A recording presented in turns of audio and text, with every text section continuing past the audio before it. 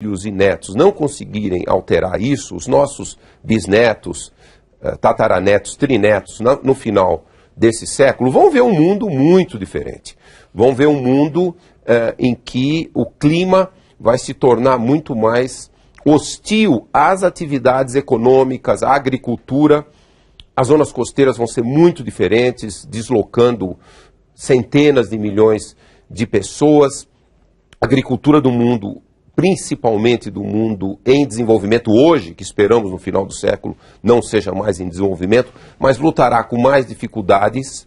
Então nós vamos... E uma coisa que nós temos pouquíssimo controle, o homem vai sobreviver milhares e milhares e talvez muito mais anos, nós somos muito adaptáveis, mas a grande biodiversidade do planeta vai ser a maior perdedora das mudanças climáticas. Nessa toada, com um limite acima de 4 graus, que não está fora de cogitação, se não houver nenhuma ação de redução de emissões, nós vamos perder 30, 40 ou mais por cento de todas as espécies do planeta. Então nós vamos ficar mais sozinhos nesse planeta. Vamos sobreviver, então, mas vamos ser a primeira vez na história do planeta de 4,6 bilhões de anos em que uma espécie vai causar um grande cataclisma biológico sem precedentes há 65 milhões de anos. Então a responsabilidade nossa é muito grande. Agora, ainda há tempo de mudar. Então, esperamos que os nossos ensinamentos e o que a ciência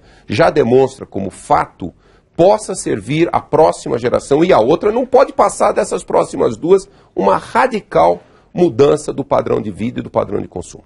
Suzana.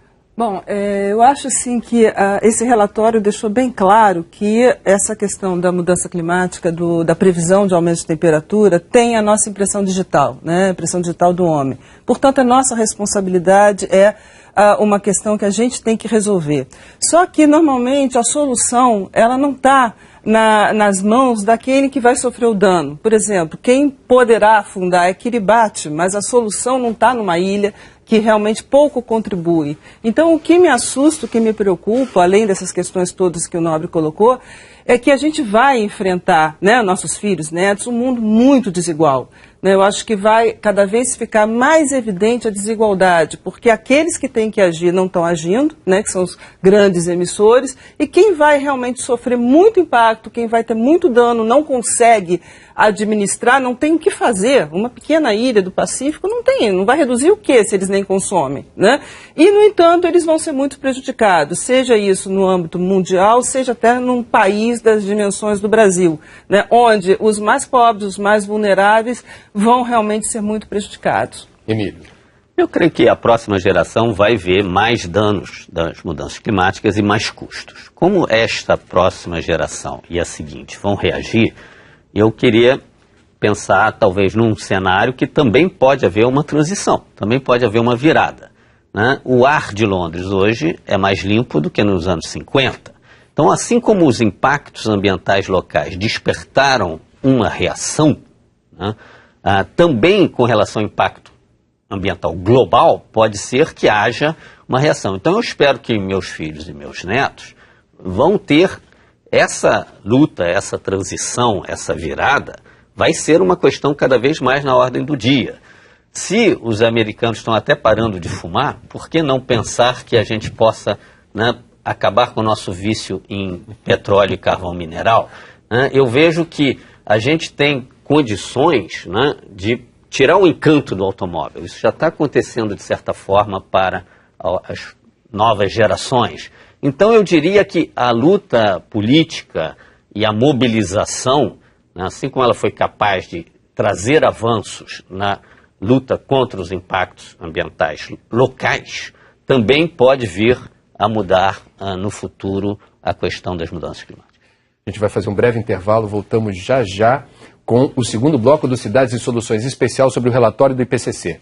Até já. Voltamos então para as considerações finais dos nossos convidados que estão discorrendo aqui sobre as principais conclusões do relatório do painel intergovernamental de mudanças climáticas da ONU. Todos três pertencem a esse painel. E eu gostaria de perguntar a vocês o seguinte: pelo calendário das negociações do clima, 2015 será o ano, já, em que todos os países deverão apresentar metas e prazos para reduzir emissões de gases de estufa, para adaptar melhor cada país à realidade que vem por aí. Estamos otimistas ou pessimistas? Qual é a percepção de vocês em relação ao resultado de 2015? Eu acho que o Brasil deu grandes passos nos últimos anos em direção a entender a seriedade do problema. Isso significa que políticas públicas de redução das emissões, elas acabam tendo mais chance de prosperar no Brasil, sendo um país em desenvolvimento e que, formalmente falando, não tem ainda compromissos obrigatórios, mas os que nós assumimos em 2009, 2010 voluntariamente, eles estão sendo cumpridos e eu tenho certeza que serão cumpridos até 2020, de acordo com as metas que nós mesmos estabelecemos para o país. Porém, globalmente, sendo muito realista e não querendo gerar uma expectativa muito grande, como nós tivemos em 2009 em Copenhague, eu acho que os resultados até 2015, eles não serão revolucionários, eles serão incrementais. Eu acho que tudo que nós ouvimos hoje nesse debate, eles mostram que nós precisamos de um salto quântico, de uma quebra, de uma ruptura, de um novo paradigma. Olha, eu não sou muito otimista, não, até pelo que eu presenciei, né, lá na própria reunião em Estocolmo, quando você vê que toda a discussão, né, do sumário para tomadores de decisão estava, de certa forma, contaminada um pouco pelo espírito da negociação, pela implantação da plataforma de Durban, etc. Por que isso? Uma vez que ficou claro, né, quase um consenso, de que há uma influência humana grande nas mudanças climáticas, começa um pouco da discussão da paternidade do carbono, digamos assim. Da onde vem esse carbono, quem é o responsável, toda aquela discussão antiga, né, das responsabilidades, os países muito cientes de que isso vai impactar nas negociações. Então, houve realmente uma demora grande em aprovação de várias questões exatamente por conta disso. Porém, eu acho que os países individualmente começam a se preocupar e tomar algumas ações. Não só o Brasil, você vê o próprio Estados Unidos também tratando através de EPA, de redução de emissões. Então, eu acho que individualmente os países vão se mobilizar. Agora, um acordo global eu acho muito difícil. Emílio. Obviamente não vejo possibilidade de a gente ter metas obrigatórias a serem cumpridas por um conjunto de países, como Kyoto determinou para os países industrializados. Eu creio que a gente vai ter mais metas voluntárias que os países vão colocar. Agora, isso já daria uma direção positiva de retomada, porque hoje a situação, depois do fim do protocolo de Kyoto, e o vazio que se formou é muito negativo. Eu creio que o que é importante no momento é que a China e os Estados Unidos, os dois grandes países, as duas grandes superpotências, mudaram realmente de atitude em relação ao problema. A China, no início desse ano, colocou metas ambiciosas para reduzir suas emissões de poluentes locais para 2017. Quando ela faz isso, ela também reduz emissões de gás de efeito de estufa. 2 dias depois, o Obama subiu na escadaria famosa da Universidade de Georgetown para anunciar as metas americanas. Quer dizer, isso me coloca, né, uma direção de evolução que vai muito mais nesse sentido, uma corrida positiva, né, e que se as superpotências liderarem isso, os outros países tenderão pela corrida tecnológica, pelos benefícios de chegar antes nas novas tecnologias, numa direção positiva. Acho que é por aí que a gente pode ter alguma esperança. Muito bem.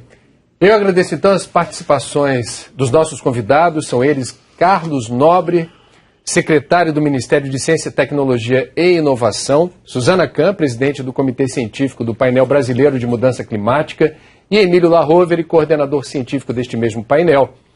No próximo Cidades e Soluções, as previsões para o Brasil, os impactos do aquecimento global sobre agricultura, produção de energia, a qualidade de vida nas cidades e o que já está sendo feito para evitarmos os piores cenários. Você não pode perder. Até a próxima.